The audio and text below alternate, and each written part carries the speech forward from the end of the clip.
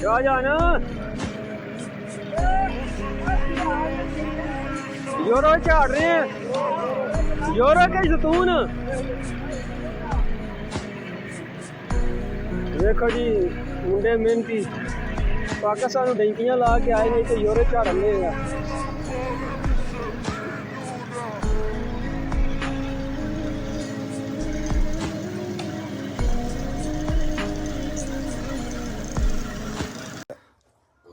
ਬਾਅਦ ਗਾਣਾ ਲੱਗ ਜਾਂਦਾ ਚੰਗੀ ਸਿਗਰ ਸਲਾਨ ਟੱਕੀ ਹੋਈ ਉਹਨੇ ਤਾਂ ਬਹਿ ਜਾ ਭਾਈ ਮਾਹੌਲ ਨਹੀਂ ਸੀ ਬਣਿਆ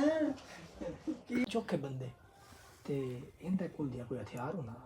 ਜਾਂ ਇਹ ਕੋਈ ਇੱਕ ਅੱਧਾ ਹੋਰ ਬੰਦਾ ਨਿਕਲਣਾ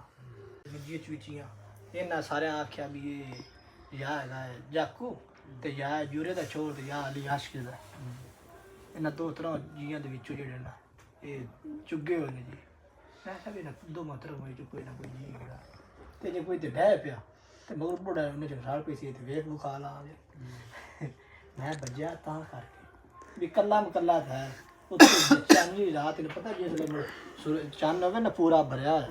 ਇੰਜ ਜਿੰਦਾ ਜਿਵੇਂ ਦੇਹ ਚੜਿਆ ਤੇ ਹੁਣ ਹਰ ਸ਼ੈ ਵੱਡੀ ਤੈਨੂੰ ਖੈਰੀ ਰੱਬ ਲਾਇਆ